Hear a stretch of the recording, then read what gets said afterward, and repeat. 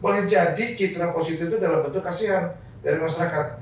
Ke depan bisa jadi bahwa bentuk pidana-pidana itu tidak lagi melulu kepada penjeraan. Adanya kesenjangan antara kondisi yang diinginkan, kondisi ideal tadi, dengan kondisi yang ada sekarang ini.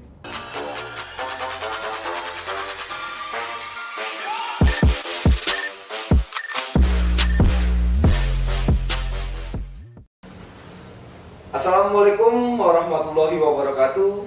Balik lagi di acara Ngopi Jawara, ngobrol pintar bersama para Jawara. Kali ini kita kedatangan tamu yang spesial lagi nih. Setelah kemarin sudah Pak Adif Im, Pak Katanwil, sekarang Jawara yang asli lahir dari di Banten. Oh, iya. Besar di Banten. Besar. Pak Mas Juno. Siapa tuh? Ya. Tanya langsung orangnya, Bapak siapa? Dulu, Pak. Iya. Tanya langsung. Tanya langsung apa yang nanya sama Pasti saya? mau nanya. Orang Banten kan namanya Mas Juno ya. Iya. Oh.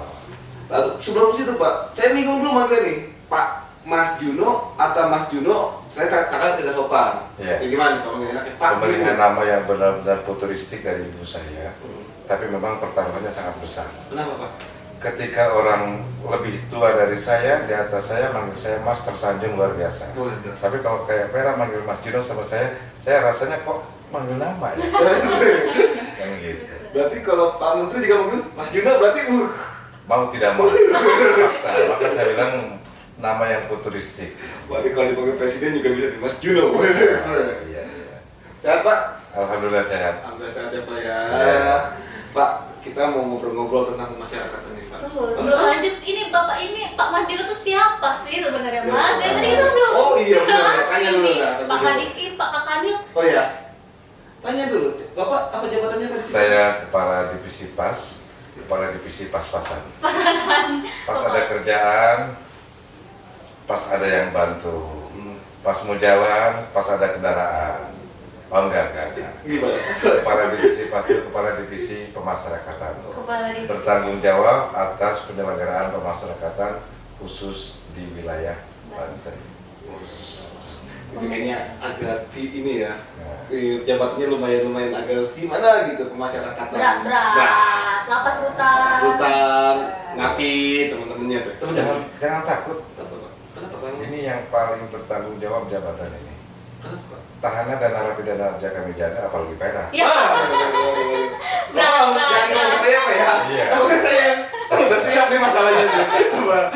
Iya, Pak, iya. untuk jadi kepala divisi pemasyarakatan tuh udah berapa lama sih Pak di sini Pak? Di Banten sudah lebih dari setahun setengah ya, Desember 2021 sampai dengan hari ini. Oh, Desember 2021. Iya. Udah lama juga Kalau Pak ya? ketemu Desember 2023, berarti 2 tahun. 2 tahun Iya. Pak ya. Oh, tapi Pak, mau nanya nih, Pak. Sebelum di Banten tuh Bapak udah pengalaman di mana? Di Papua Barat, Itu apa Pak? Gimana? sama kepala divisi pemasyarakatan. Kenapa? Jauh sekali Pak. Oh enggak, Enggak udah ya? di peta. Di peta dekat sekali. Iya. Ya. Iya. Apalagi di map kalau dikecil-kecilin itu cuma 2 jari kayaknya tuh. Masih Indonesia. Masih Indonesia. Iya. Jauh dari Papua Barat. Tapi sebelum Papua ada lagi Pak? Apa ada keliling Pertama Indonesia kali. Pak? Apa? Ya mutasi-mutasi. Sebelum di Papua kemarin, saya di Cirebon pernah. Ya, Masih di sini jadi juga ya. stok lama, wajah baru. Wajah baru. Iya. Oh, berarti emang udah banyak di Banten juga udah pernah ya? Pernah di Banten sebelumnya, saya pernah menjabat kepala keamanan di Banten juga, pernah menjadi kepala rutan di Banten juga, pernah menjadi kepala lapas di Banten juga. Oh. Iya. Asli Banten banget ini Bapak ini nih. Asli Banten lah. Sesepuh di Banten. Sesepuh di Banten. Akap Apa tuh Pak? antar kota antar provinsi. Provinsi. Dari Banten jauh banget Pak, nggak jauh ya tadi katanya Pak, ke Hmm. Papua Barat. Itu gimana tuh Pak perasaannya pertama kali, pengalamannya pun pasti berbeda, kultur apa segala macam. Gimana nih Bapak adaptasinya Pak? Pertama Selin kali ya, kita kan mendengar nama Papua itu bagaimana lah seperti itu, tapi ya ternyata ya pada dasarnya sama. Pada dasarnya sama, yang membedakan itu kan antropologi budayanya. Kalau pelaksanaan tugas kita sama, gitu kan? Sama loh ya. Saya ingin menyampaikan pesan, gajinya juga sama. kan gitu. Jadi kalau saya bilang sama, Gaji. sama. Ya tugasnya lebih berat. Tugasnya lebih berat. Ya. Berarti kultur shock tuh gimana Pak dengan Papua Barat dengan sebelumnya kan banyak di Banten gitu Pak? Kita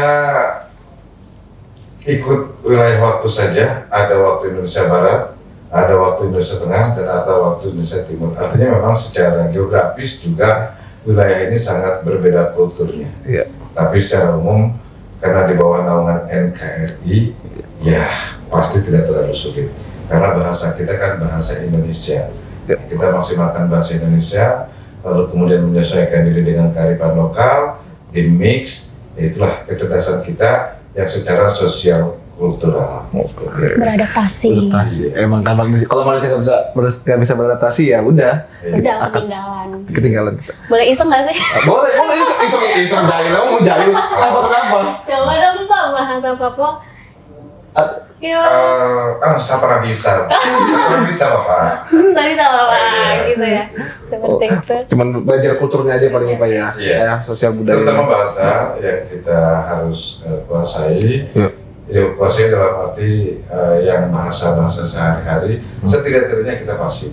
Oh. Lalu kemudian kita juga tidak memaksakan budaya kita yang dari asal diterapkan di sana. Ya, program-program kerja pun bisa tersosialisasi sekaligus terinternalisasi dengan media itu. Bahasa itu ya Pak ya? Iya, seperti itu. Wah, itu dia. Pak Kadif pernah di Papua. Berarti itu bukan halangan ya Pak, malah jadi Senang saya. Kenapa senang? Ya nanti generasi menyusul berikutnya ke sana. Untuk menambah pengalaman. Ya, kalau jujur sih kalau saya pengen ke Papua tapi bukan bekerja tapi untuk wisata. Beda sama Beda itu ya, karena Papua Barat tuh ada Raja 4 di situ kan Pak ya. Iya. Wah, pasti itu kayak pengen banget gitu ke sana. Indah, bagus. Indah banget. Kalau kita sudah pindah dari sana. Karena juga ini juga sih Pak, pengen lihat juga sama kayak Bapak, kulturnya itu bagaimana dengan kita, maksudnya perbedaannya apa, kita supaya berbeda-beda tapi ya ternyata emang kita satu Indonesia. Lebih tepatnya menambah pengalaman. Benar sih. Karena melihat saja, menonton saja tanpa mengalami itu Benar. akan berbeda. Seperti itu. Dan kita sebagai ASN pun memang harus siap ya Pak untuk ditempatkan di mana saja di seluruh Indonesia gitu kan? Ya, dan yang paling harus kita syukuri adalah bahwa betapa kita di sini seringkali mengeluh di sini di wilayah yang cenderung, saya tidak diskriminasi wilayah, Ya. tapi fakta dan realita Jawa lebih ramai. Kadang-kala menemukan teman-teman dengan semangat kerja yang Senin Kemis, Rabu Selasanya hilang, ya kan seperti itu. Kerjanya memang patah cepat, pasukan tanggal 1. Saya cuma ingin katakan betapa di sana luar biasa, semangat kerja itu ada, gairah kerja itu ada. Walaupun Saya tidak berbicara penduduk sana, itu mungkin mainstream lah ya. Tapi bicara teman-teman kita ada juga yang dari Jawa, ada yang dari Jawa Tengah, Jawa Barat juga ada, Jawa Timur juga ada, dari Makassar juga ada, dari Toraja ada. Nah, itulah yang lalu kemudian bisa kita jadikan pembanding bahwa betapa mereka di sana tetap semangat, lalu kemudian di sini Harus lebih semangat. Harus lebih semangat. benar. Betul. Dengan keterbatasan di sana masih Iya. semangat bekerja mereka. ini kayaknya pengen tahu banget ya. Jadi kita jadwalkan aja nanti kita ke sana. Dibanding tapi Saya cuma ngantor aja, Bapak tinggal di sana. enggak, dibanding aja kita mungkin Pak ya. Dibanding boleh lah kalau Tapi siapa tahu dinamika kerja, Iya, terus bisa. kemudian mengharuskan Ke sana? Pak Pera sama Mas Jaki ke sana karena jabatan, why not? Benar. Kalau Insya Allah siap sih Pak. Insya Allah saya siapkan dulu itu dulu mental dulu. Wah ini nih itu cerita Pak Juno di Papua. Sama di Papua. Sebelum ada di Banten nih. Sebelum kita masuk ke pembahasan itu dulu nih. Kita ngomongin soal pemasyarakatan karena beliau adalah kadif pemasyarakatan sih Pak. Orang pemasyarakatan Orang. lah sejak lahir lah Iya. gitu ibaratnya ya. Benihnya mungkin ya, DNA-nya tuh pemasyarakatan. Hmm. Pak, apa sih Pak pemasyarakatan di mata Bapak tuh bagaimana sih Pak? Tidak hanya di Batak ya, Iya. di telinga saya juga, Iya. di pikiran saya juga, dan yang pasti di hati saya.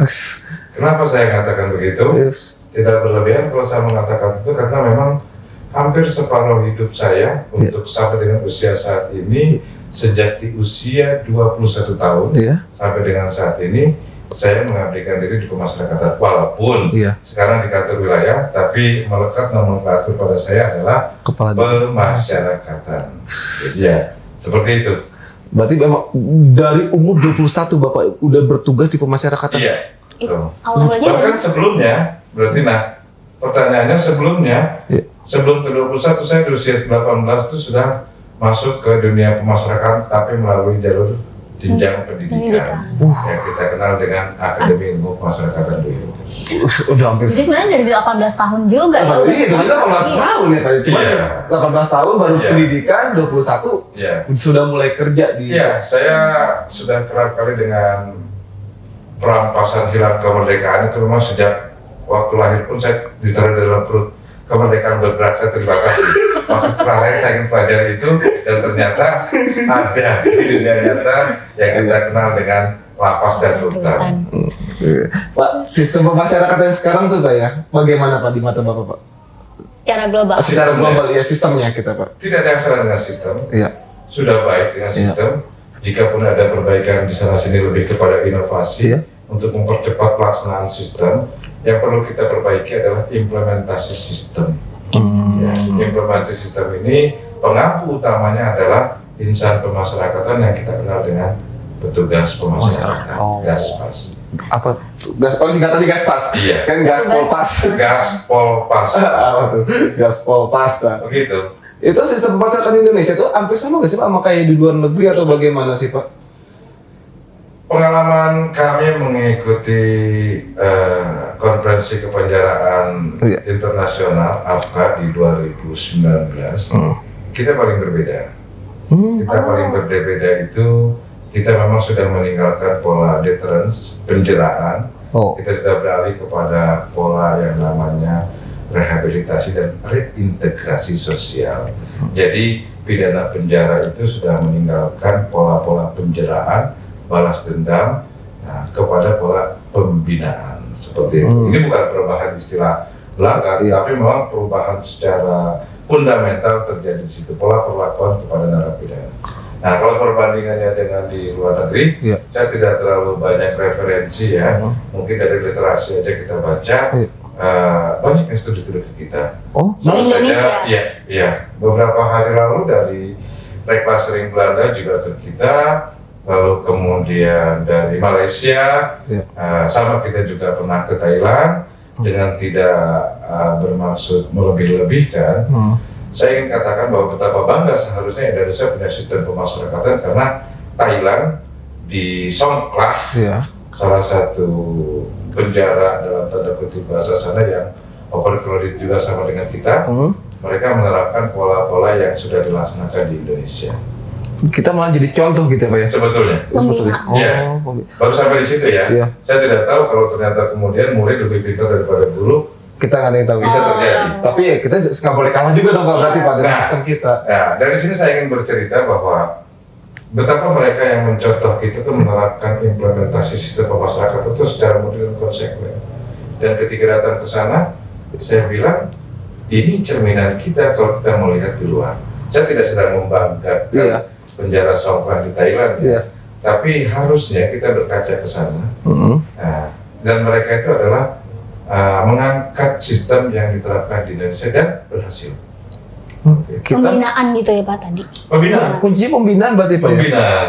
Berarti bukan efek jerah berarti Pak ya? Bukan efek jerah, ya. Bukan efek jerah dan ini dari sistem pemasyarakatan. Iya. Kita tidak sedang berbicara sistem hukum ya. Iya, sistem bukan Iya. sistem pemasyarakatan ya Iya. Pak ya. Kita kan fokusnya ke pemasyarakatan. Iya. Soalnya kalau sistem hukum ya mau Udah gimana jauh pun lagi, juga Iya. ya yang dari dalam itu keluar harus lebih baik kan bukannya efek bukan Saya menyoal sistem hukum karena kita kan di bagian hilir. Iya. Artinya sistem hukum kita itu sangat mempengaruhi apa yang akan kita terima di bagian hilir. Benar. Sebut saja hulunya. Oh. Ya bukan intervensi hukum, Iya. tapi setidak-tidaknya ada perbedaan paradigma. Hmm. Ketika masuk ke lembaga pemasyarakatan, pola perlakuannya adalah pembinaan. Tetapi kita masih mengenal dengan penjara. Iya. Ini dua sisi yang sangat bertolak belakang.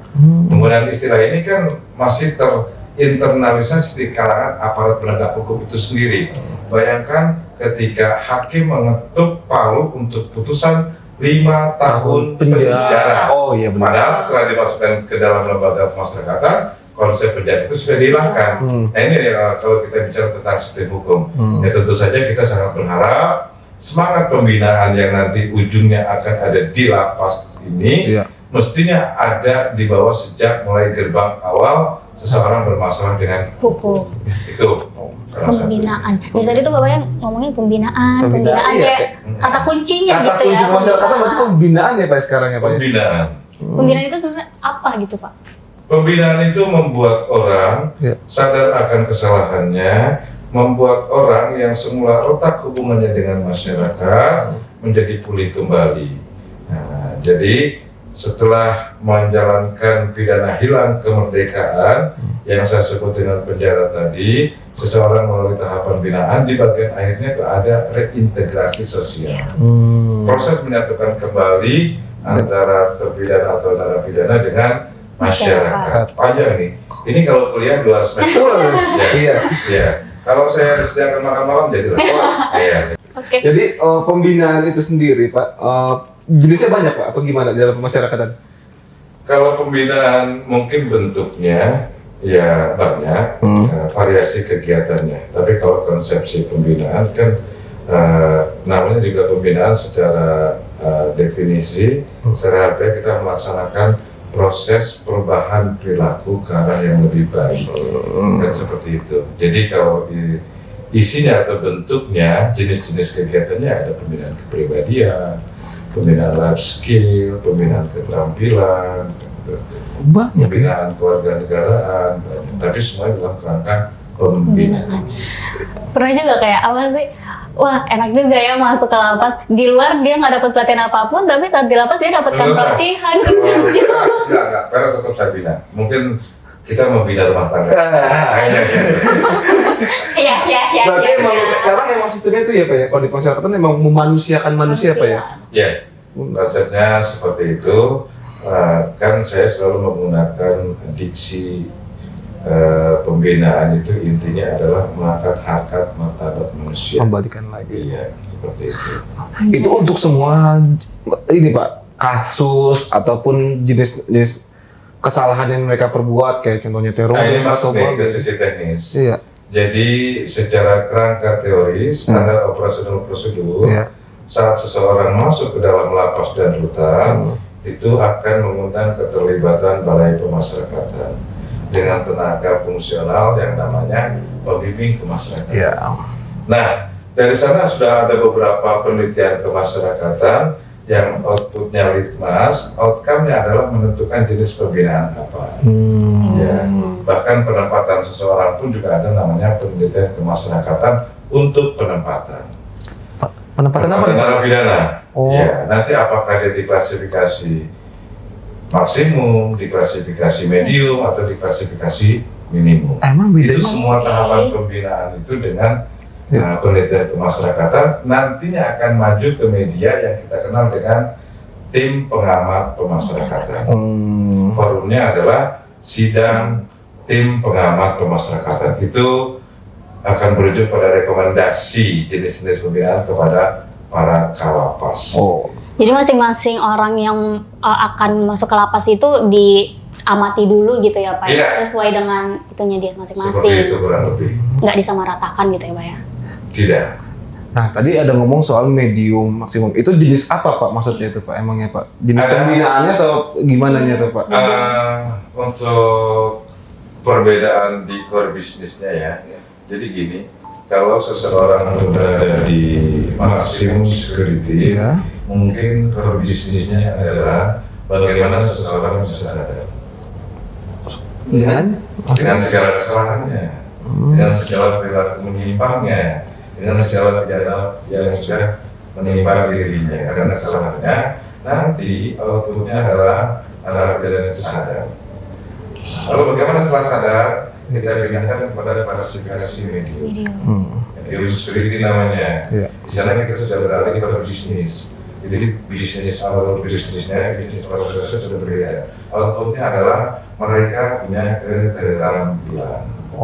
Di media. Life skill. Berarti Perumahan kecil di situ juga ada pembinaan di situ. Karena kan saya bilang kalau pembinaan secara general ya, Iya. ada di semua tahapan. Oh, semua. Mungkin instrumen yang dipakai di maksimum tadi kalau di awal kan instrumennya parameter penilaian dari aspek kesadaran. Disiplinnya, kehidupan agamanya, terus kemudian berbangsa dan bernegaranya, dan nanti akan terakumulasi menjadi penilaian kesadaran. Lalu dari situ nanti akan beralih Ke medium. status ke medium. Di medium ini masih berjalan apa yang diterapkan di maksimum, tetapi posisinya mungkin lebih sedikit karena kondisi di medium itu adalah keterampilan. Bagaimana seseorang narapidana bisa punya keterampilan di sana, bisa punya life skill di sana, seperti itu. Terus nggak nanya yang terakhir apa? mau tanya gitu dulu. Karena ada minimum. Iya. Nah, setelah punya keterampilan, seseorang narapidana ini akan dipindahkan kepada minimum. Para bisnisnya juga sudah berbeda. Para bisnis di minimum adalah produksi. Apa yang sudah didapatkan life skill keterampilan di medium akan beralih ke minimum. Di sana ukurannya adalah produksi. Atas apa? Atas kegiatan yang sudah diterima, pelatihannya, pembinaannya, pembimbingnya di lapas medium. Nah, di minimum inilah dinamikanya teramat sangat banyak. Karena kita sudah mulai mengintegrasikan narapidana itu ke tengah masyarakat. Bisa berbentuk asimilasi, bekerja pada pihak ketiga asimilasi juga, terus kemudian berbaur dengan masyarakat, seperti itu. Kalau di Banten sendiri ada nggak sih? Jenis lapas tadi tuh Pak? Kita bicaranya dalam kerangka teori. Kita kan berawal dari bagaimana Mas Jaki dan kawan-kawan yang tahu sistem pemasaran. Yang saya sebutkan tadi kerangka ideal, kita akan menuju ke sana. Kalau lalu kemudian kita lihat bagaimana yang di Banten, tentu kita sedang melakukan upaya-upaya ke arah sana. Ya, dikatakan sudah 100% belum, karena memang kita masih terkendala oleh di samping alasan-alasan kasih, ada kendala-kendala kondisional juga. Apa itu kendala kondisional? Salah satunya kendala kondisional yang saya maksud adalah over kapasitas. Saya tidak menyalahkan over kapasitas sebagai penyebab masalah, tidak. Tetapi bagaimanapun skala prioritas kita masih harus kita terapkan. Setiap kita akan kemana? Menjaga keamanan. Sulit menyeimbangkan antara keamanan dan pembinaan. Jadi keamanan dengan pembinaan ini idealnya juga sama berjalan beriringan. Tetapi karena kondisinya overcrowded, overkapasitas, maka kita lebih kepada pemenuhan hak-hak dasarnya dulu, terus kemudian sisi keamanannya juga. Nah, skala priority ini bukan kemudian meninggalkan sisi pembinaannya, tetapi satu langkah setidak-tidaknya di belakang langkah pembinaan, di depan langkah pengamanan dan di belakang langkah pembinaan. Harusnya seiring sejalan. Begitu. Ya. Kita ngomongin soal keamanan ya Pak ya, dengan proses pembinaan seperti kayak gitu. Apakah petugas pemasyarakatan itu aman Pak dengan melakukan pembinaan seperti itu Pak? Aman gimana? Maksudnya tidak ada intervensi dari ya kan berarti berinteraksi dong berarti dong Pak sama narapidana dong ya. Nah itu biasanya narapidana tuh takutnya melakukan kejahatan atau memanfaatkan sebuah kebaikan dari petugas atau bagaimana di pandangan Bapak sekolah seperti itu? Saya paham dengan apa yang Mas Jaki tanyakan. Bermain air tentu basah. Ya benar. Bermain air tentu kebakaran. Benar. Nah, itu tugas negara membangun, mendidik, menyediakan hingga dia terampil harusnya baru terjun ke lapangan. Nah, seperti itu. Nah, ini yang terus kita lakukan pembinaan kepada teman-teman di lapangan bahwa misi kita ini adalah statusnya pembina, bukan yang dibina. Walaupun pada kenyataannya sekarang ini kan banyak para terpidana secara klasifikasi pendidikan, strata pendidikan itu di atas luar biasa. Iya kan, seperti itu ya. Benar, kan banyak yang dulu kan enak, di penjara dulu jadi presiden, di penjara dulu jadi bupati, jadi gubernur. dulu. Kalau sekarang Dulu jadi itu baru masuk. Ketika sekarang sudah punya status sosial di luar tinggi, masuk ke dalam, sementara basically pendidikan kita berbasis masih ada yang SMA. Seperti itu. Nah Pak, kita tadi saya pengen nanya sih, ada sih ganjil gitu Pak ya, masalah maksimum. Berarti orang-orang seperti apa Pak yang masuk dalam maksimum security itu Pak? Kriterianya. Kriteria High risk. High risk itu dari berbagai dari kasusnya? Ya. Mungkin bisa jadi karena hukumannya, bisa jadi karena kasusnya, bisa jadi karena karakteristik orangnya, perilakunya, dan salah satunya adalah potensi-potensi pengulangan tindak pidana di dalam, maka itu tempatnya adalah di maksimum security. Itu termasuk bandar-bandar besar apa gimana Pak? Apa teroris, koruptor atau bagaimana Pak? Itu sudah kategori extraordinary ya. Iya. Kalau extraordinary berdampak sistemik, yang berdampak high explosive di luarnya, terus kemudian juga mengundang perhatian dan kecemasan masyarakat, pasti menjadi pertimbangan di maksimum security. Emang maksimum itu emang penjagaannya ketat atau bagaimana Pak? Pembinaannya apa memang kan tadi kan bilang berarti kepribadian doang kan paling ketat kan Pak ya? Itu emang kalau di dalam itu kayak gimana sih Pak sistem di maksimum sendiri itu sih Pak? Pengamanan pemasyarakatan itu mungkin berbeda dengan pengamanan pada institusi lain. Kita tidak merujuk kepada pengamanan statis. Pengamanan statis itu lebih kepada pengamanan yang karena fasilitas pengamanan, karena mungkin ketatnya penjagaan, terus kemudian karena intervensi ekstrim, tidak seperti itu. Inti dari kita adalah marwah kita adalah keamanan yang tetap memasukkan unsur pembinaan. Iya, seperti itu. Gimana tuh Pak? Keamanan dan pembinaan. Soal yang berbeda ya kan? Itu tidak beratnya. Maka saya bilang saya tidak berlebihan pula ketika mengatakan bahwa tugas di masyarakat itu berat. Iya.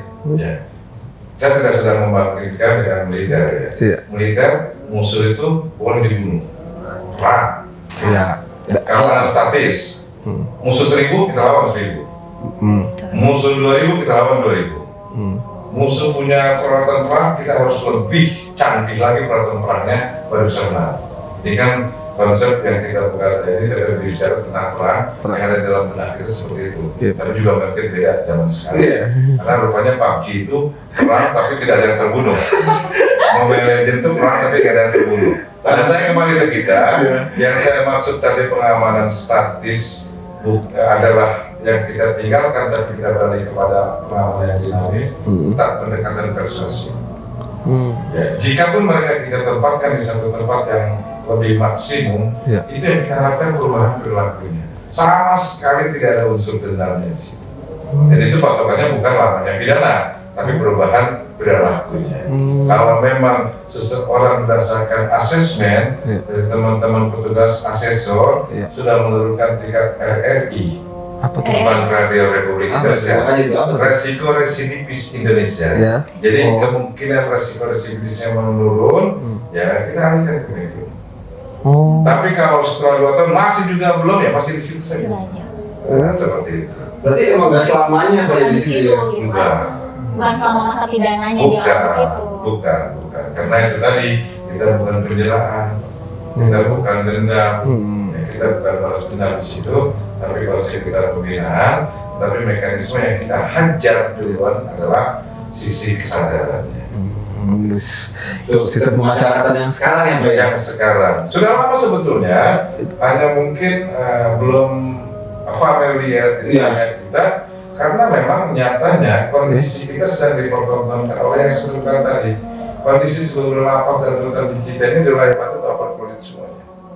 Ya, artinya pelayanan pemenuhan kebutuhan dasarnya aja sudah sangat amat merepotkan. Belum lagi kita harus melaksanakan tugas-tugas yang sifatnya mandatori, di samping tugas dan fungsi kita yang utama melaksanakan pembinaan. Berarti kuncinya yang benar pembinaan. Iya, seperti itu. Berarti dari misalkan di awal napi ya Pak kita sebutnya ya, napi ini masuk penjara, masuk lembaga pemasyarakatan di tingkat yang medium, tapi apakah dia bisa naik ke maksimum? Apakah emang sistemnya naik turun pengawasan melekat di semua tingkatan. ya. Pengawasan melekat di semua area. Jangankan di medium. Iya. Yang sudah bebas pun bisa masuk penjara lagi, betul? Betul. Artinya saya ingin katakan bahwa di minimum pun Iya. ya sekalipun di situ ketika dia melakukan berpotensi menunjukkan gejala itu baik. Berarti ada pasal kesalahan yang benar. Hanya patut dipertanyakan instrumen yang diterapkan dulu di kesadaran kok bisa terulang lagi di sana. Di situ. Ya makanya di setiap tahapan berjalan fungsi kontrol seperti ya kan? Ya kata maksimum juga masih komplain nanti. Iya. Saya sudah bikin dia sadar, ternyata di minum kok nggak sadar lagi. Jadi kan jangan saling menyalahkan. Berarti yang harus kita evaluasi adalah sistem. Itu jadikan dasar untuk evaluasi. Kan? Oke. Berarti emang sistemnya yang udah berbeda ya Pak ya? Iya. Sistem pemasaran udah bukan lagi efek jerah tapi lebih ke pembinaan. Ini yang perlu, yang sebenarnya masyarakat harus tahu sih Pak sekarang. Iya. Iya. Karena masyarakat masih kenalnya itu sistem penjara, kejahatan itu penjara. Yang paling lucu adalah waktu kemarin saya baca ada salah satu ini, saya itu di polsek sih Pak ya, kejadiannya di polsek. Ini orang udah keluar dari sore, tapi dia nggak mau pulang karena terlalu nyaman di dalam penjara katanya. Apakah ada kasus-kasus seperti itu Pak di yang mau pernah temuin Pak waktu bertugas Pak? Maksudnya karena sistem pembinaan, ya mereka ya udah lebih betah di dalam, lebih dirawat, lebih diperhatiin sama negara gitu Pak. Iya. Balik lagi tetap stay Tergantung kepada orangnya. Dan tidak ada yang tidak mungkin. Iya kan? Iya. Karena memang orang banyak faktor masuk penjara ini. Iya. Jadi kalau saya bilang orang masuk penjara itu masalah pribadinya dibawa keluar semua. Iya. Boleh jadi kebutuhan ekonomi di luar, lalu kemudian dia ingin masuk penjara, cukup dengan maling pot saja. Iya. Ya berapa harga pot, yang penting terpenuhi unsur pidana, berproses secara hukum, ketok palu sidang masuk ke dalam lembaga pemasyarakatan. Iya. Tempat tidur Ada yang ditanyakan tadi, ya ada. Ada. Ya, tapi bukan berarti itu namanya keberhasilan pembinaan, bukan. Tapi ini lebih kepada persoalan-persoalan individual. ya. Iya, kita sediakan ruang juga untuk itu. Karena ada juga orang yang masuk penjara hingga keluar memang dia tidak ada siapa-siapa. Iya, kan itu Pak. Sudah bergerak jiwa sosial kita. Walaupun bukan tusi kita, bukan tanggung jawab kita, tapi kita punya peran di situ. Kenapa? Karena sudah ada keterkaitan emosional. Tapi langkah yang paling prosedural adalah yang demikian kita serahkan ke Kementerian Sosial. Atau di kita juga masih menyediakan ruang yang namanya Bapas, Balai Pemasyarakatan. Itu punya POP-LIMAS, Kelompok Peduli Pemasyarakatan, yang berasal dari lembaga eksternal pemerhati pemasyarakatan yang kita sondingin yang demikian ini. Ada tapi tidak banyak. Jadi ya, kan rata-rata beberapa mungkin ya yang baru keluar. Nggak punya keluarga. Ya sejauh ini saya bilang orang nggak mau masuk penjara. Tapi di satu sisi orang selalu bilang enak di penjara sekarang. Apa kita amini aja? Itu makanya itu Pak. Apalagi itu jangan-jangan penyebab overcrowded Pak. Ternyata banyak orang yang betah di dalam Pak. Saya bilang enak ya di penjara zaman sekarang. Ya Allah, amin. Semoga Bapak merasakan keenakan itu. Enggak. Berarti emang sistem, kita ngomongin sistem, berarti emang masyarakat belum banyak terinformasi. Berarti Bapak bagaimana menanggapi isu-isu negatif terkait pemasyarakatan Pak? Seperti kayak gitu Pak. Karena proses sistem pemasyarakatan yang sebenarnya itu tidak terinfo dengan baik kepada masyarakat Pak. Ada sesuatu yang tidak terungkap. Apa itu Pak? Ketika dulu institusi pemasyarakatan menerapkan closed management, kita beralih ke open management. Karena memang kondisi mengharuskan kita demikian di zaman era keterbukaan informasi saat ini. Maka kita harus beralih kepada open management. Tidak semuanya tentunya, karena ada area-area yang terbatas. Tapi ini pasti berdampak. Apa dampaknya? Masyarakat sudah sangat amat terang benderang melihat apa yang terjadi di dalam lapas, mendengar apa yang terjadi di dalam lapas. Karena memang laporan kita kepada masyarakat, publisitas kegiatan kita kepada masyarakat juga kita laksanakan. Nah dari situ, ketika masyarakat mulai terbuka, paham, tentu akan lebih memahami lagi sisi mana yang harus diperbaiki. Ya memang kita mengundang untuk itu. Hanya saja memang cara-caranya dengan ekstrim, dengan komentar-komentar di medsos, dengan tanggapan-tanggapan yang memang maaf dalam tanda kutip menyakitkan. It's okay. Sebagai institusi kita harus terima dan kita laksanakan jika itu baik. Dan jangan pernah menyerah. Tugas kita menyenangkan dalam tanda kutip masyarakat. Karena saya sudah melamar menjadi abdi masyarakat, bukan saya yang dilamar. Seperti itu. Bapak juga, ya kan? Sama Cagi juga gitu kan? Iya. Sama, Pak. Tugas kita sama, Pak. Kita yang melamar, bukan kita yang dilamar. Benar. Jadi konsekuensi logisnya dalam batasan-batasan tertentu ya sudah jelas core bisnisnya kita yang mengabdi kepada masyarakat. Jadi kalau majikan kita komplain harus kita perbaiki. Majikan kita ini adalah masyarakat. Kita butuh kepuasan masyarakat. Walaupun kepuasan itu sangat amat nisbi, tapi setidak-tidaknya kita terus bisa melayani. Jangan kendor seperti itu. Ada Aji Kendor, Pak. Aji Kendor, Bahasa Serang, Aji Kendor. Itu terkait isu-isu ya, Pak ya. Iya. Pak Vera, ada apa? Kenapa senyum-senyum aja ke saya? Narasumbernya Pak Juno, kenapa senyum-senyum? Ini Pak, kalau saya penasaran nih, gimana sih Bapak langkah-langkah lawas secara pribadi nih Bapak meningkatkan citra positif buat lapas rutan gitu Pak? Targetnya bukan itu. Apa tuh Pak? Apa Pak? Bekerja saja dulu. Bekerja saja dulu. Saya masih memegang teguh prinsipnya Sayyidina Umar dan Sayyidina Ali. Ya, berhenti menceritakan sesuatu yang baik kepada yang sedang membenci. Begitu juga berhenti menceritakan kejelekan kepada yang sedang mencintai.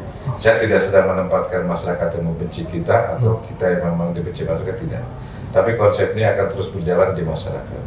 Jadi kalau konsep pencitraan yang dibangun, sehebat apapun kita berbuat, ketika ada orang tidak senang, nggak ngaruh.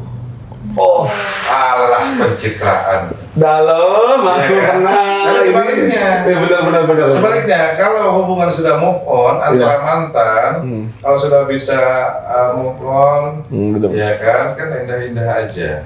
Jadi kalau memang kita sudah berbaik-baik lagi, melakukan kesalahan pun pasti akan ada anggapan namanya juga manusia, wajar salah. Nah itu yang sedang kita bangun. Ya trust itu yang sedang kita bangun, maka tiada lain kunci adalah kerja. Perbaikan, kerja, perbaikan, kerja bersama-sama secara kolektif. Kita timbuk semuanya, bekerja saja. Jika nanti ada predikat baik dari masyarakat, alhamdulillah. Jika tidak pun sudah menjadi kewajiban kita. Apa yang akan kita dapatkan, tenang saja. Ketimbang saya berusaha membuat citra baik dengan mendramatisir segala sesuatu, mengindah-indahkan segala sesuatu, tapi bertentangan dengan nurani, bertentangan dengan batin. Jadi memperbaiki kenyataannya dulu gitu ya Pak. Nanti kenyataannya sudah baik pun citra di masyarakatnya juga akan introspeksi lagi. Regulasinya kita perbaiki, standar operasionalnya kita perbaiki, sistemnya yang sudah baik tadi kita tingkatkan lagi, personilnya terus kita tingkatkan, tentu dengan segala dinamika. Perubahan sakit di awal, saya perubahan dengan kita rumit di tengahnya, benar. Tapi di akhirnya akan manis. Ini butuh proses perjuangan. Berarti Bapak percaya ke ini ya, trust itu lebih penting ya Pak ya, dibandingkan sebuah citra yang cuma kadang-kadang lelah, capek. Kalau saya sudah bisa bermain citra, saya sudah mendapatkan piala citra. Pemain film Pak. Iya. Saya nggak jadi kepala divisi, tapi jadi sutradara aja sekali. Main sinetron. Tapi ya setuju sih sama dengan omongannya Pak Juno.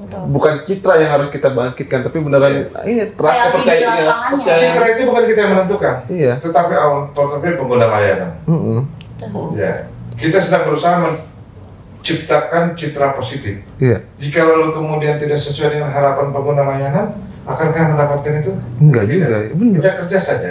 Boleh jadi citra positif itu dalam bentuk kasihan dari masyarakat. Oh iya, ternyata mereka itu sudah bekerja ya. Cuma kita aja yang kurang menerimanya. Oh iya, mereka itu sudah melakukan upaya perubahan ya, tapi mungkin belum kepada hasilnya. Itu the real citra positif. Ketimbang kita berusaha untuk mendapatkan piagam-piagam, berusaha untuk mendapatkan awards dan lain sebagainya. Pertanyaannya, apakah itu akan melembaga? Tidak. Enggak. Tapi perubahan yang hakikat itu ada dalam sini. Itu akan terus melekat. Otoritas mah hilang dimakan usia, kayak gitu. Setuju. Membangun dasar fondasi kepercayaan dari masyarakat dulu. Citra akan mengikuti. Itu Mana Pak? kayak cocok nih buat jadi pimpinan ya. Terus gue aminin nih ya. Amin. Nih, gue sumpahin lo jadi orang kaya. Amin. Juga. Mungkin kalau Bapak ada di atas itu yang harus kayaknya dirubah Pak kayaknya Pak. Bukan citra lagi yang menjadi utama tapi trust gitu dari masyarakat. Betul. Enak nih kalau jadi pimpinan seperti ini. Pak, nah untuk mencapai trust itu Pak, untuk Bapak sendiri di Banten, apa Pak yang Bapak lakukan? Berproses. Kita buat akuntabilitas kerja yang terukur, kerja yang bisa dirinci, kerja yang terencana, kerja yang bisa dievaluasi. Lalu kemudian open management yang saya bilang tadi. Karena apapun yang kita lakukan itu harus terbuka kepada masyarakat dalam batas-batas tertentu. Dalam area-area wilayah tertentu memang ada yang tidak bisa kita buka. Dan yang paling penting adalah semuanya mempunyai integritas. Pemahaman yang berasal dari itu tadi. Integritas semuanya itu bahwa kamu tahu apa yang harus kamu kerjakan, kamu tahu bagaimana ketika ada konsekuensi yang tidak dikerjakan. Itu saja. Berarti berujung pada reward and punishment. Seperti itu. Integritas kunci nih. Kita ngomong integritas. Banyak petugas masyarakatan yang kalau di berita ya Pak ya, integritas itu tidak ada. Nah, bagaimana tanggapan Bapak ke masalah seperti itu Pak? Karena masyarakat masih ada beberapa yang menilai integritas petugas pemasyarakatan itu masih belum ada, masih belum bisa terbukti apa ibaratnya seperti itu. Iya. Inilah setitik rusak susu sebelahnya. Benar. Oh itu filosofi itu mendalam sekali. Ya, jangan berhenti. Bahwa itu tidak semuanya. Saya juga termasuk yang berpandangan sama dengan masyarakat.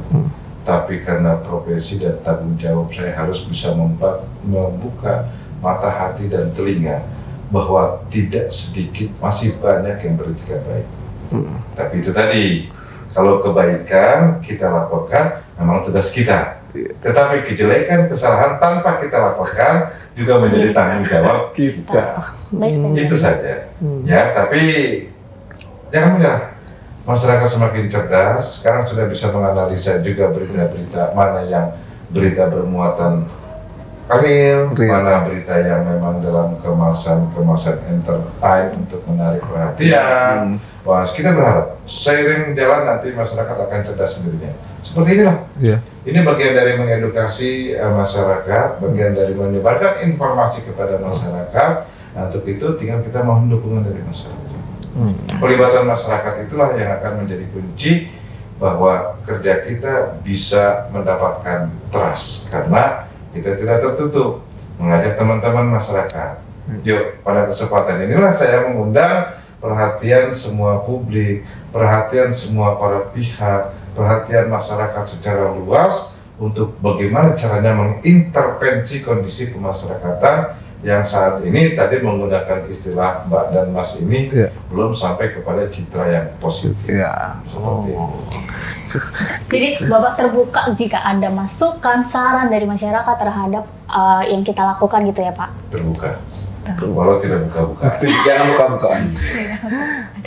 Bicara integritas nih Pak, Bapak sebagai Kadifpas yang punya anak buah staff ya, orang-orang di Kanwil juga, orang-orang pemasyarakatan juga, nggak dipungkirin juga anak-anak muda ya sekarang kan penghuninya gitu Pak. Gimana nih Bapak strategi Bapak untuk menanamkan integritas nih Pak di hati anak-anak muda? Karena kan anak-anak muda itu apalagi generasi Z, milenial nggak mudah nih Pak ngomongin integritas. Ada ya. Apalagi punya instan gitu Pak. Adaptif ya. Iya. Kalau mengundang anak muda adaptif kepada orang tua sulit. Tapi harusnya orang tua yang adaptif kepada yang lebih muda. Karena baju mereka pernah kita pakai. Kalau mereka belum pernah memakai baju kita. Jadi kita saja yang ke sana dan kita tidak boleh melek akan generasi yang disebutkan tadi. Generasi milenial salah satunya. Ya kita jangan ketinggalan. Walau tidak bisa menyamai mereka, tetapi yang hal-hal yang fundamentalnya tahu. Tentang IT itu sudah jadi karakteristik milenial. Benar. Digital juga karakteristik milenial. Lalu kemudian kita tidak mulai tentang itu, apa yang bisa kita arahkan kepada mereka. Dan yang paling penting adalah kita bisa mengoptimalkan kemampuan mereka itu. Itulah seni memimpin. Ya, ketika kita tidak punya kemampuan itu, tapi kita bisa mengorganize itu dengan baik, itu yang diharapkan.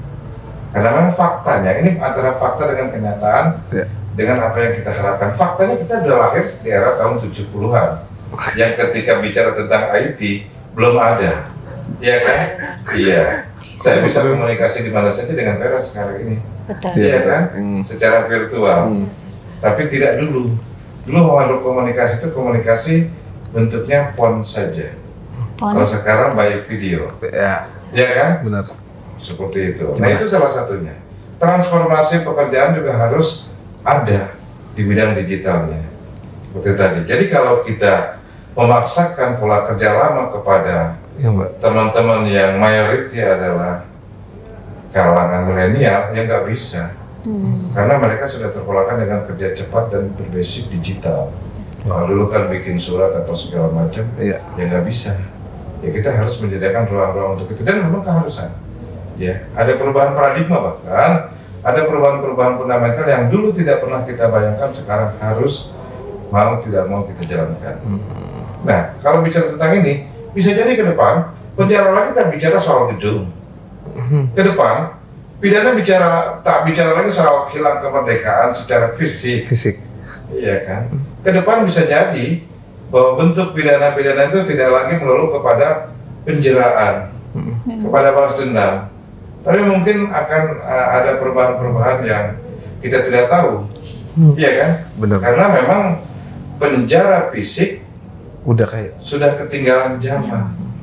Boleh jadi nanti secara digital, dalam transformasi digital, sudah ke era yang di luar dugaan kita, mungkin penjara psikis akan jauh lebih efektif. Jadi saya terinspirasi dengan apa yang Vera katakan. Di zaman sekarang sudah mulai seperti itu. Kerja kita by system, pengawasan juga by system. Kalau dulu kan hanya pengawasan konvensional, datang melihat. Sekarang dari jarak jauh bisa kita kontrol seperti itu. Dan petugas pengamanan yang ada di lapas itu yang digaji, yang tidak digaji lebih banyak lagi. Teman-teman media, masyarakat, itu semua petugas pengawas yang harus kita terima adalah kontribusi gratis. Itu saja. Ya kan, Pak Kadif, ini ada yang dipukulin. Itu bukan anggota saya yang ngomong, tapi masyarakat luar. Nah, mau nggak mau saya kan bangun dari itu, saya akan bekerja. Oh, itu petugas pengamanan saya gratis. Saya tegur pengamanan saya yang digaji. Nah, selesai. Gitu. Berarti Bapak aware banget ya Pak sama masyarakat terkait ini ya Pak ya, untuk melakukan pengawasan kinerja masyarakat khususnya di Banten sekarang ya Pak ya? Iya. Responsif terhadap masukan. Gitu maksudnya Bapak, kalau nggak saya nggak nyangka ada pemikiran seperti itu di Bapak. Luar biasa. Saya bilang saya buka pintu penjara. Dulu kan sifatnya tertutup. Iya. Cuma di sisi pemasyarakatan warga terhadap intervensi pihak luar. Kita sama-sama di criminal justice system sampai kepada pengadilan itu close terhadap intervensi pihak eksternal. Tapi saya buka. Kita buka pada saat tahapannya masuk ke pemasyarakatan. Yuk, kalau cuma sekedar cari masalah, jangan jawab-jawab, mari ikut saya. Tapi bantu saya mencari solusi. Kan gitu. Saya closing bos. Saya Pak Kadif.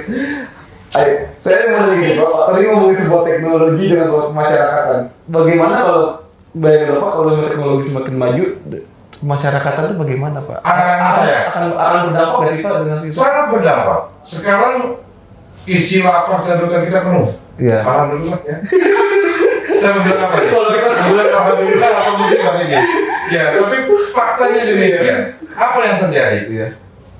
Negara terbebani setidak-tidaknya untuk makan. Benar. Benar. Iya. Negara terbebani harus menyediakan tenaga rekrutmen untuk yang jaga. Betul? Iya betul. Negara terbebani untuk menyediakan fasilitas setidak-tidaknya gedung diperbanyak. Betul? Betul. Itu semua menuju kepada penganggaran. Beban negara. Mustahil nggak kira-kira menurut kalangan muda ini suatu saat penjara itu mendatangkan uang untuk negara? Enggak sih, bisa jadi. Bisa jadi. Kenapa? harus dipenjara ngasih makan. Kenapa nggak dipidana bekerja? Gajinya untuk negara. Jadi penjara ini ya hukum sosial Pak. Nah itu seperti itu. Bukannya itu udah terjadi kalau di luar kan udah ada Pak ya? Kalau di Iya, Indonesia belum. maka saya bilang bukan hal yang tidak mungkin, tergantung di hulu menerapkan sistem hukum nasional kita bagaimana. Kalau nggak salah Kalau di KUHP yang baru kan bunyi pidana penjara sudah mulai hilang. Sudah mulai terminimalisir ya dengan mengganti pidana pemasyarakatan ya, tapi pidana hilang kemerdekaan tapi tidak secara psikis saja ya. Bukan kepada fine pool yang dirasakan oleh terpidana dan narapidana, tidak. Nah, maka saya bilang tidak tertutup kemungkinan ke sana. Nanti petugas pemasyarakatan tak harus lagi jaga penjara by system. Iya kan? Eranya sudah era transformasi digital, sudah canggih. Mungkin kalau Mas Jaki nanti nyopet, ditangkap itu cukup dipasang chipnya saja di sini. Iya kan? Terus kerja sosial. Iya, jalan jauh. Iya kan, nyapu jalan sehari ketika orang harus digaji, misalkan sehari 50.000, gajinya tetap tapi diambil kepada negara sebagai kompensasi dari pelaksanaan pidana penjara tadi. Mungkin kan?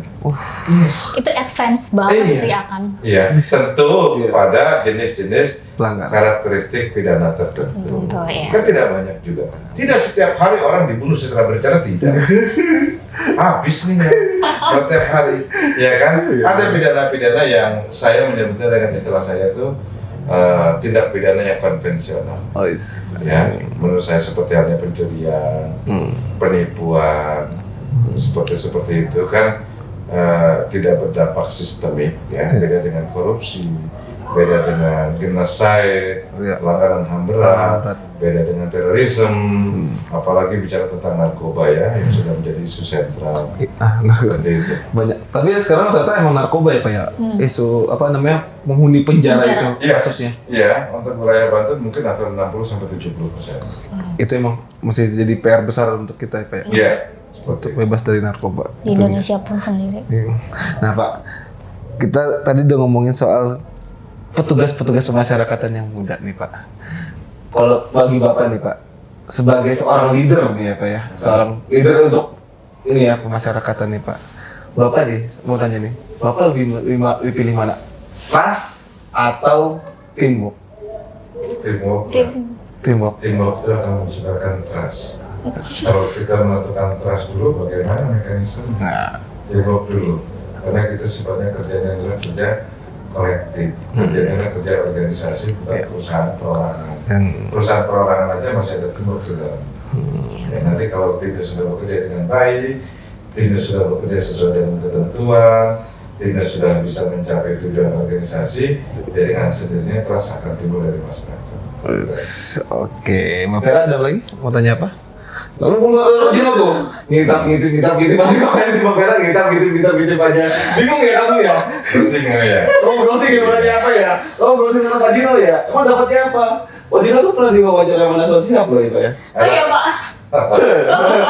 Pengalaman saya. Pengalaman ya Pak ya? Iya, guru terbaik saya. Sorry ya. Bener, waktu itu apa Pak? Mata Najwa. Iya. Iya. Salah satu, waktu itu masih ada kalapas Pak Pak. Iya, biar keroknya narkoba. Kan itu. Lagi-lagi baru saya sebutkan tadi, biar keroknya narkoba. Diundang jadi apa ya? Iya. Tapi dengan kayak gitu Pak, kalau bisa ditanya sama masyarakat terkait masalah narkoba di lapas, Bapak menutupi atau bagaimana Pak? Kalau kondisi? Yes, ada fakta seperti itu. Tapi jangan terjebak di kondisional ini.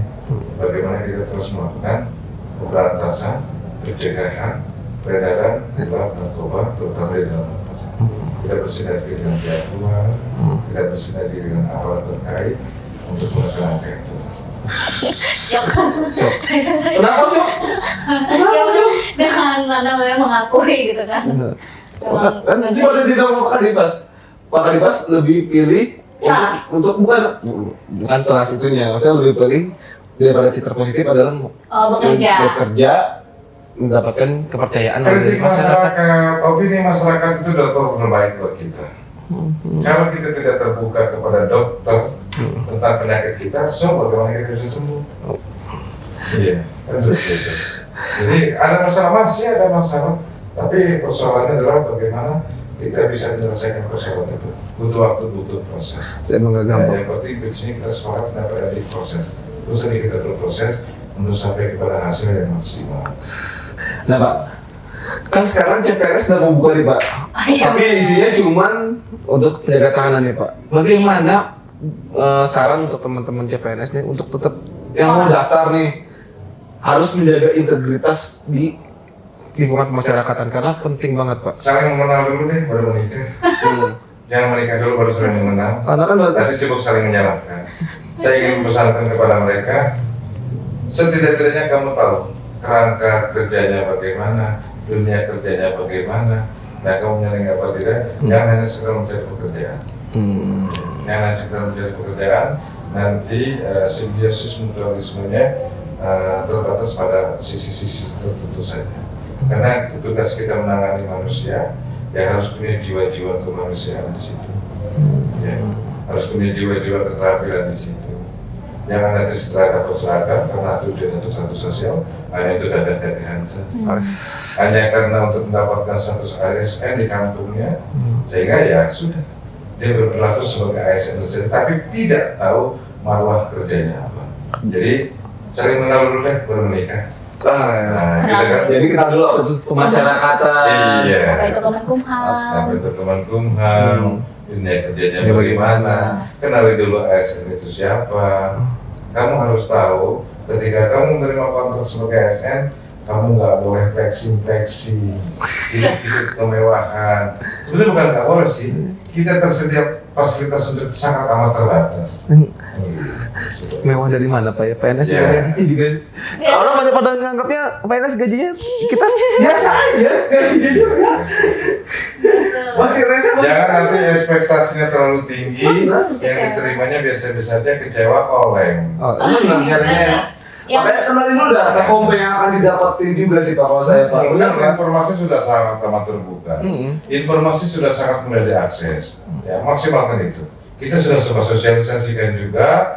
Nah, monggo. Setelah kamu sangat mengenal, maka kamu akan sayang, dan setelah sayang menikah. Pas. Nah, itulah kira-kira. Kalau kita udah pasti dijaga ya Pak ya. Iya, saya cuma nasihatin Mbak Vera nih, kayaknya masih gadisnya. Nah, gitu. Langsung ke aku. Aduh. Mantap. Jadi itu untuk pesan-pesan teman-teman yang mau daftar ya Pak ya. Iya. Pak, jika Bapak dikasih kesempatan untuk memimpin pimpinan tertinggi di lingkungan masyarakatan, ada gak Pak hal yang ingin Bapak lakukan? Ya. Maksudnya apa nih kalau jadi Ya, apa sih kamu Vera mau apa sih? Pimpinan Saya paham. Kalau saya di posisi tertinggi.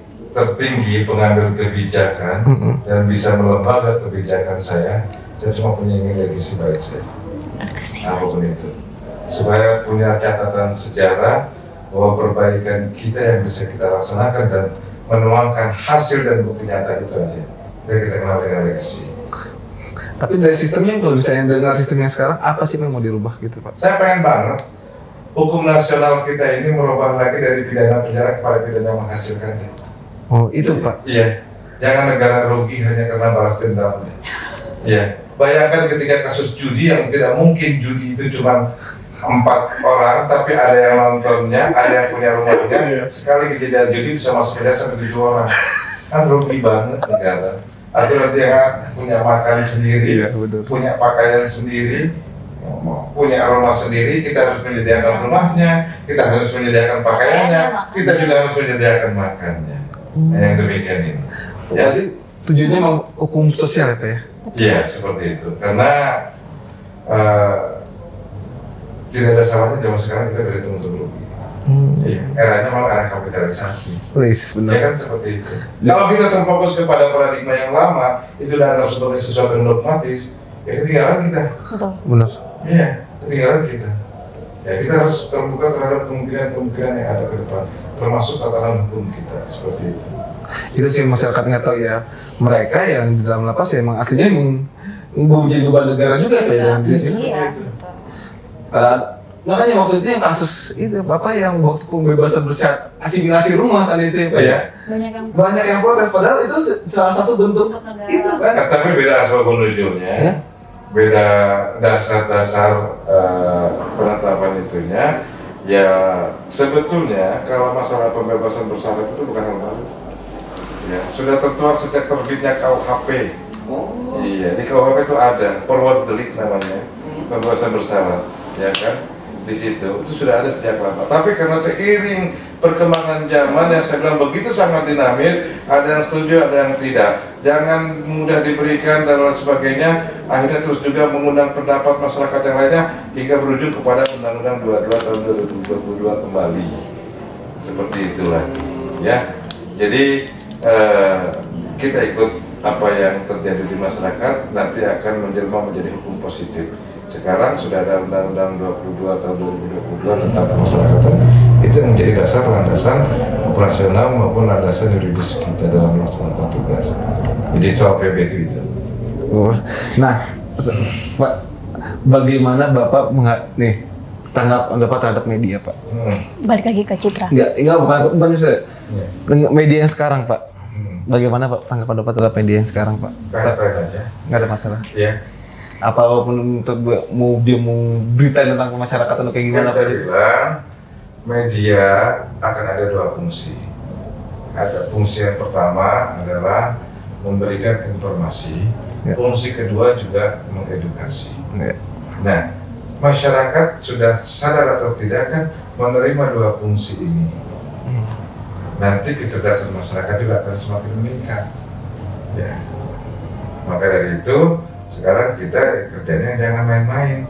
Kalau kita kerja benar, masyarakat juga pasti menilai kok.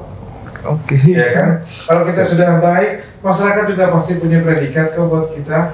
Gitu kan? Ada dengan tidak adanya pemberitaan, ya kalau sudah memang demikian adanya, bagi kita no problem. Teman-teman media, mari. Syukur-syukur bisa memberikan juga kontribusi solusinya. Masyarakat sekarang juga udah cerdas ya Pak ya, misalnya membaca. Iya, karena siapa? Kan karena media juga. Iya benar. Karena siapa sekarang pemasyarakatan begitu akrab di telinga masyarakat? Kan karena media juga. Iya kan? Terus apa ruginya buat kita?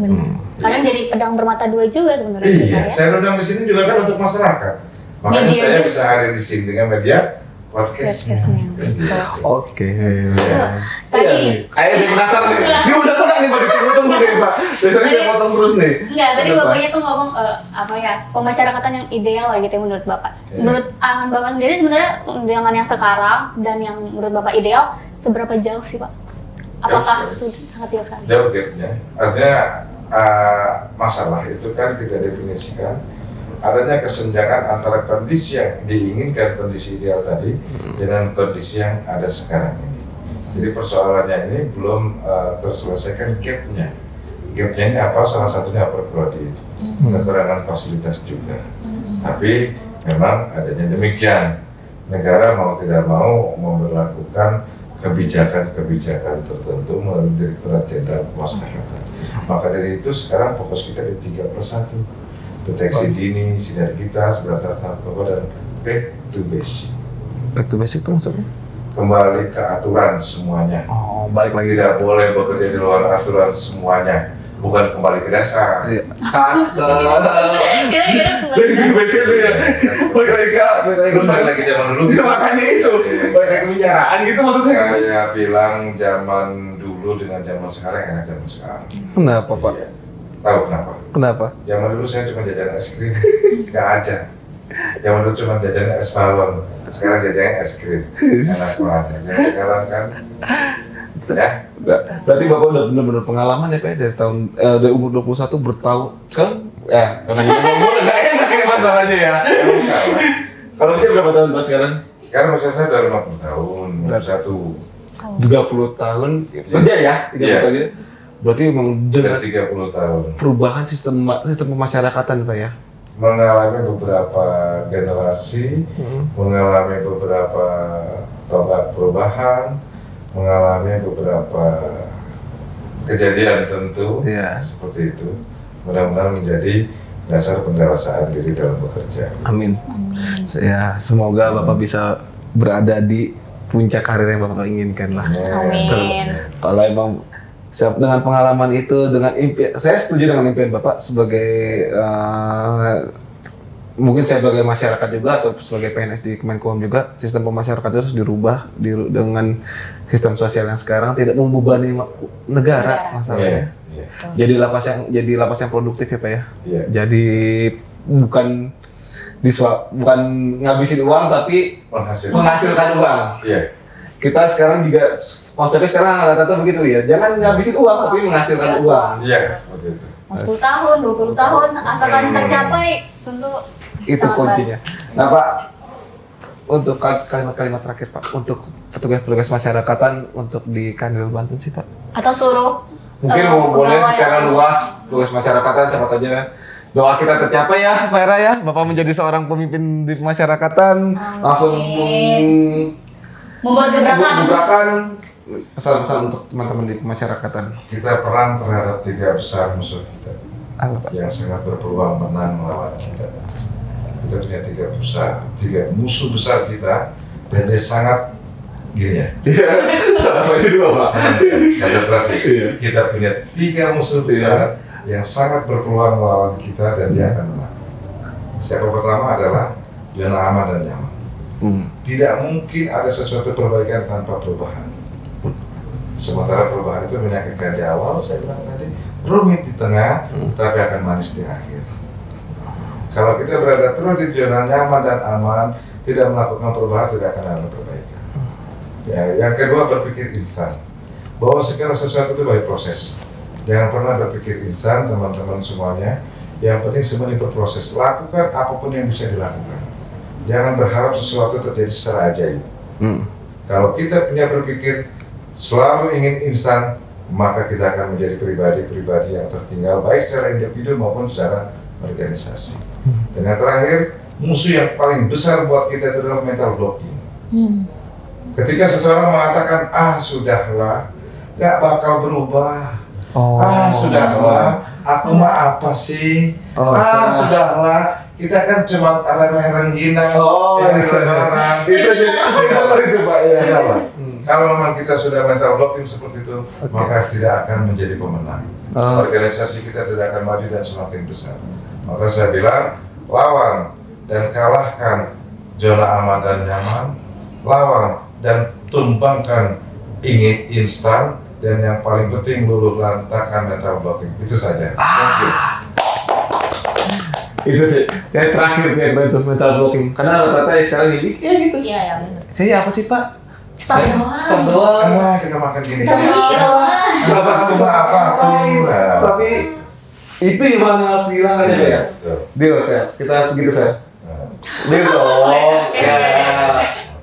Kita kan juga salah satu dari insan pengayoman ya, salah satunya pemasyarakatan juga kan ya. Iya dong. Benar dong, kita juga harus bisa berimpact juga. Nah, Sobat Jawara, buat teman-teman masyarakatan, itu dia ngobrol-ngobrol sama Pak Juno. Ada lagi yang mau sampaikan Pak? Cukup. Iya. Kalau saya di sini terus, saya banyak pengeluaran, sedikit pemasukan. Banyak ngomong saya. Terus sedikit pemasukannya ini. Minumnya sih belum minum. Kasihan Pak. Boleh ya? Boleh Pak minum dulu Pak. Iya. Mbak Vera juga mau minum, silakan Mbak Vera. Biar saya bilang pemasukan dengan pengeluaran. Kalau semua biasanya juga mau dikasih minum. Kamera ini nih, kamera apa yang mau diem-diem bayar. Sosial media bapaknya nggak mau dipromosiin Pak. Instagram, TikTok nih di sini. Ada semuanya. Ada Pak. Ya, Instagram saya alhamdulillah sudah followernya itu ada terakhir 58K. Wuh. Oh, apa sih? 58 kepala maksudnya. Kayak bener. Iya. Itu ya unfollow semua di bulan tahun-tahun corona kemarin sudah unfollow semua. Iya. Kalau bener Bapak ngomong kayak Pak akunnya sini buat kita, Pak dia buat Mas. Saya punya Instagram di @masjuno, nggak pakai nama-nama yang lain, nggak pakai nama-nama yang Mas Juno Cayang Kemudian, saya aja Mas Juno. Ini nama-nama yang limited edition, nggak terlalu sulit namanya, cari itu nama saya. Pak, misalkan ada teman, ya tadi ngomongin CPNS yang baru ya, kalau mau nanya-nanya DM boleh dong Pak? Banyak loh DM. Udah DM? Udah banyak ternyata. Nah tuh dia tuh, Mas Juno kalau mau di follow, mau nanya tentang masyarakatan di Banten, kayaknya cocok kalau tadi soal pemasyarakatan, nggak ada duanya dah. pantas jadi kadif masyarakatan. Udah? 20 tahun sudah berpengalaman. 30 tahun. 30 tahun, maaf. Makasih diperbaiki. Oke, Sobat Jawara, itu hasil bincang-bincang kita dengan Pak Juno, Kepala Divisi Pemasyarakatan Kanwil Banten bersama saya Jaki dan Vera ya. Sampai lagi ketemu di acara-acara ngopi Jawara selanjutnya, tapi kali ini kita Pakai ngeteh. Pakai ngeteh, nggak pakai kopi. Baik, Bapak. Makasih, Bapak. Oke. Pamit. Dadah.